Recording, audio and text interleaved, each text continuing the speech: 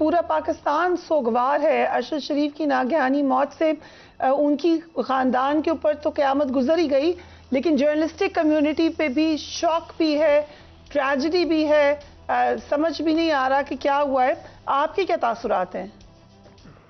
فریہ، بڑے افسوس کی بات ہے، بہت بڑا رنج اور دکھ ہے، اور یہ تو بڑا انوکھا کوئی چیز ہے، کراس کانٹیننٹل چیز کوئی لگتا ہے، اور کو فلمی دنیا سے جس طرح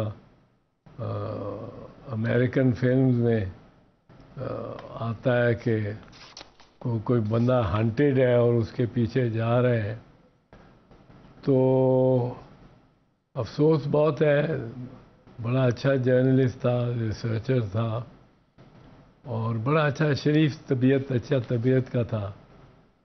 گولیاں پہلے بھی چلتی رہی ہیں، گولیاں جب حامد میر کو لگیں یا ابصار عالم کو، تب بھی ہمیں بڑا دکھ ہوا، بڑا غلط تھا.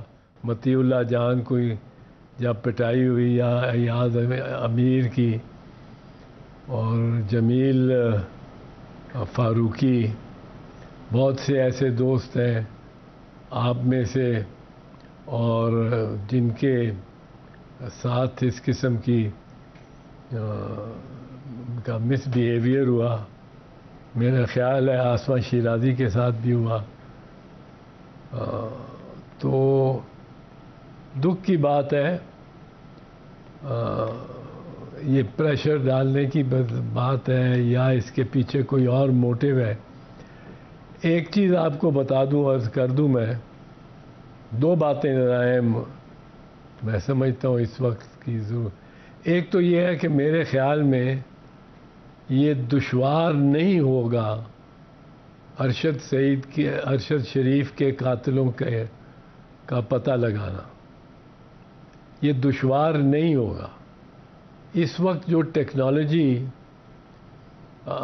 کرۂ ارض کی فضاؤں میں گھومتی پھر رہی اور کام کر رہی ہے، اور ایک دوسرے کے ساتھ معاملے کو آگے لے کے جاتی ہے، جن میں یہ فیس بک بھی ہے، یہ ٹویٹر بھی ہے، اور اس قسم کی جتنی اور ویسے ہی اتنا انٹرنیٹ کا جو نیٹ ہے، کا جو جال ہے، اتنا قریب اس نے کر دیا اور اتنا انسان کو ایکسپوز کر دیا ہے کہ یہ ممکن اب نہیں رہا کہ میں یہاں سے ایران جاؤں، ایران سے فلسطین چلا جاؤں یا عراق جاؤں، اور اگر میرے پاس ٹیلی فون ہے، اور آج کل ہر کسی کی ضرورت ہے، تو میرا پتہ نہ لگایا جا سکے، ٹریل نہ ہو. ٹریل کے علاوہ کس کس کے ساتھ کانورسیشنز ہوئی ہیں، کب ہوئی ہیں، کتنے عرصے کی ہوئی ہیں، یہ بھی بآسانی اور on the face of the record مل سکتا ہے. آپ مجھے ارشد شریف کا record of mails and Facebook messages and his computer links and people he has spoken to, وہ پچھلے 10 دن کے نکال دیں تو I will get a fair idea. I can tell you even though I am not an expert کہ کس طرف معاملہ جاتا ہے. اور یہ اب مشکل نہیں ہے. یہ اس میں اگر کسی نے دشواری ڈالنی ہے تو وہ بھی موٹیویٹڈ ہی ہو سکتی ہے، موٹیویٹڈ. رائٹ. سو ظاہر ہے اگر کسی کو قتل کیا گیا ہے تو جنہوں نے قتل کیا گیا ہے تو وہ تحقیق بھی شفاف نہیں ہونے دیں گے، یا وہ آپ نے جیسے کہا کہ موٹیویٹڈ رکاوٹ بھی آ سکتی ہے. تو جب تک فری اینڈ فیئر انویسٹیگیشن نہیں ہوتی، اور آپ وزیر اعظم نے کہا ہے کہ تحقیقات کے لیے جوڈیشل کمیشن بنانے کا فیصلہ کریں گے، تو کیا ہم اس سے امید کر سکتے ہیں کہ کوئی فری اینڈ فیئر انویسٹیگیشن آخر کار ہو جائے گی پاکستان میں؟ دیکھو فریہ، فری اینڈ فیئر انویسٹیگیشن آج کل کی ٹیکنالوجی میں تو بہت آسان ہو گئی. میں آپ کو ابھی کہہ رہا ہوں کہ مجھے آپ اس کے گزشتہ 10 دن کی میلز، ای میلز، اس کی فیس بک اکاؤنٹ، اس کا ٹویٹر اکاؤنٹ اور اس کے دیگر ذرائع سے رابطے پچھلے 10 دن کے اگر آپ مجھے مہیا کر دیں تو ان سے ہی میں آپ کو کچھ نہ کچھ نتیجے تک پہنچا دوں گا. ہمیں یہ تو پتا چلے گا کہ ٹارگٹ پہ کس کے تھے، جو وہ پبلک فگر تھے، پبلکلی بات کر رہے تھے، تو ہمیں کم سے کم یہ تو واضح تھوڑا سا ہمیں ہو سکتا ہے کہ کون چاہے گا ان کو ٹارگٹ کرنا. یہ تو اب مجھے پتہ نہیں، یہ تو اس میں سے نکل آئے گا، یہ تو صاف نکل آئے گا. But somebody with long hands یہ ہے نا کہ who can chase him to Kenya. اور پھر 2 وٹنسز بھی ہیں وہ اس گاڑی میں، ان کو پروٹیکٹ کرنا چاہیے. جی. چوتھی چیز جو کرنی لازم ہے کہ پاکستان میں جب اس کی ڈیڈ باڈی آ جائے ارشد کی، تو پاکستان میں ایک پوری independent انڈسپیوٹیڈ body of top lawyers who.